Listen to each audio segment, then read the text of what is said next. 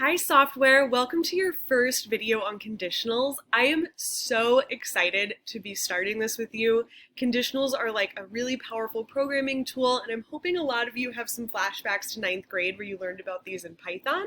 Logic from Python, very similar.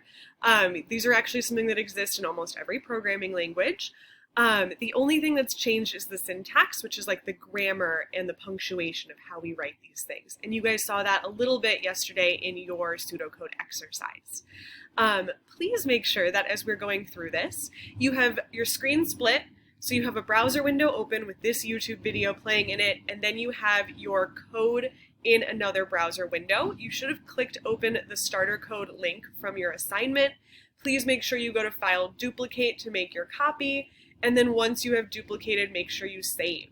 A reminder that you will not see duplicate if you are not logged in, so make sure it says hello in your username in the corner. Once you get here, you're going to notice that a few things are kind of weird. We don't have a setup or a draw function, no matter where you scroll to, and that is because while we are still coding in JavaScript, today we're not doing anything on the canvas or anything P5 specific, so to avoid confusion with some of that syntax, which can start looking a little crazy, we just went ahead and got rid of that setup and draw. You'll also notice that I have gone ahead and made you guys a bunch of variables, and I have already assigned them values. We're not going to go super into the nitty-gritty of data types because JavaScript is a very lightly typed language, meaning it's very kind with data. And to be honest, I just want you guys to start making and creating, and I think a lot of this data stuff is going to come to you the more you see it. But it is worth noting that an easy pattern we see in these variables is that whenever we are using words, especially words the computer doesn't understand, like Samaya on line 4, or Reese's on line 6, or dog on line 9, they're in quotation marks. This is a data type called a string, which is just a series of characters that the computer is not being asked to understand. Things like numbers, which you see on line 5, 7, and 8, the computer can read for value just fine, so we don't put those in quotations. The same is also true for variables. Variables are words that computers have been taught, so they don't need to go in quotations either. It is just these like strings of characters, names of people, candies, dogs, that we put in those quotation marks. You'll also see this as we start working through our conditionals. And we will talk about it more in depth later in the year once you guys are already having fun and making amazing things when we're really honing your practice. So we're going to go ahead and start making a conditional statement together. And everything that we are running today, since we're not using the canvas, is happening in the console, which is this space down here. You can go ahead and drag it up to make it nice and big.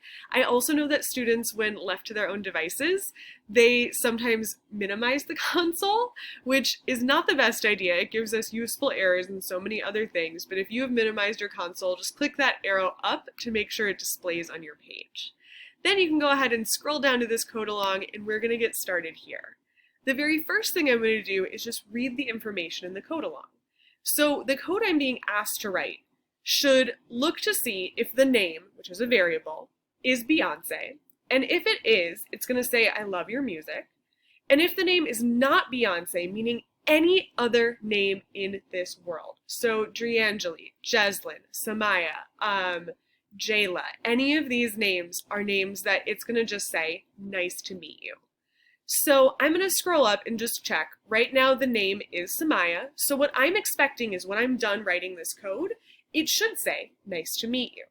Now to get started writing this, I like to just set up all the syntax for my conditional first, and you're going to see the computer gets a little mad at you, and that's okay. We'll tell it to calm down. But this just ensures that you have all the right pieces and aren't going to make mistakes with those pieces. So I would recommend that this is how you start setting things up while you're learning, and once you're more confident, you can, decide what works best for you. So I know that conditional statements always start with the word if. It is all lowercase, so that's what I'm going to start writing first. I know we saw this a little bit yesterday in your pseudocode exercise. Your condition goes in parentheses, so I'm going to put those next, and the P5 editor is very kind. If you write one, it'll automatically close the other. Outside of those parentheses, I'm going to write my curly braces that you guys also saw yesterday. They're sometimes called curly brackets or mustache brackets. They live in the upper right corner of your keyboard, kind of below that plus equal sign key. So I'm going to hit Shift and open a bracket. You will see that P5 immediately closes it. And I just like to hit Enter so that they're spaced out a little bit. Now in between these two, so again, right between these, right now means line 15.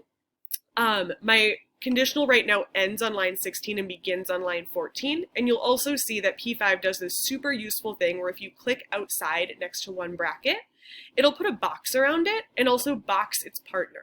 Brackets always need to have a partner. If they don't, the computer gets really mad and upset and it won't run correctly because everything inside of here, this is where my action happens.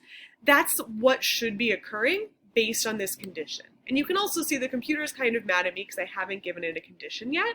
So let's go ahead and give it a condition and an action and see what happens. So I can't just say the name is Beyonce and type that in because the computer is not going to understand what that means. What the computer does understand are these logical and comparative operators that we are going to be using, which is a really fancy way of saying things that decide if stuff is the same, greater than, less than, whatever, and it compares these objects. So the first thing, and I'm sorry, I shouldn't have said objects, I should have said variables. The first thing I'm comparing is the name, so I'm going to retype the name of my variable, and then to check if something is the same as, I use two equal signs. And then the thing I'm checking to see if it's the same as is Beyonce. So the name, the same as Beyonce, is the condition that I am looking for. And notice I use two equal signs. In computer science, in JavaScript, you saw this in Python, in a lot of programming languages, one equal sign gives a value to a variable. Two equal signs compare two objects, or two values. Sorry, I shouldn't say objects, that means something different in computer science. It compares two values.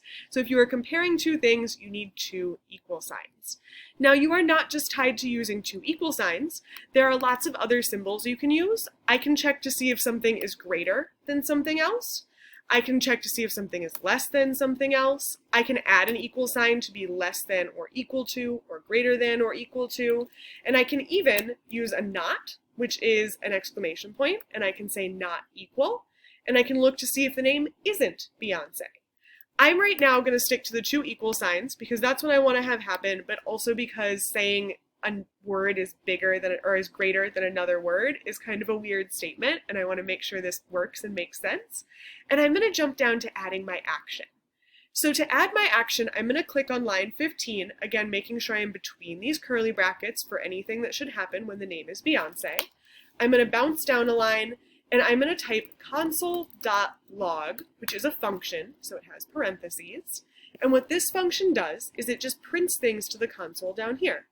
So I'm just going to print a little statement, it's a string, it's in quotes, that says, I love your music, because that's what I was asked to say.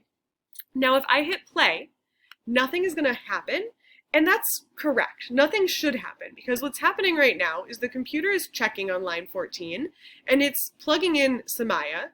It's trying to figure out, is Samaya the same as Beyonce? And it's not, so it's not going to do this action. So it looks like my code is broken because nothing's happening, so let's make this code a little better. I'm going to drop down and I'm going to write the word else, then I'm going to open and close my brackets again, and between these brackets is where I'm going to write my action for what should happen when the name is not Beyonce.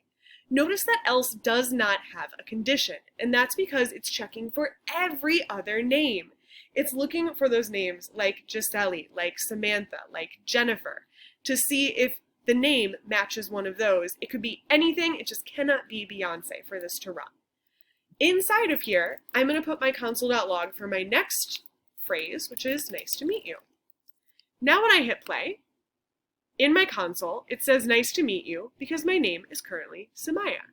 I could check to see if my first condition worked correctly by just changing the value of this variable to Beyonce. And note my punctuation, like my capitalization of this word and my spelling of this word has to match. So I'm going to put uppercase Beyonce because it's uppercase Beyonce on line 14. I'm going to hit play. And now, instead of nice to meet you, I get love your music. And if you want to check why capitalization is so important, lower that B, and it's going to say nice to meet you because our computer doesn't understand that lowercase Beyonce and uppercase Beyonce are the same name. We'll talk more about how you can check this in later videos and how you can make sure this happens, but right now it does not understand that those two things are different.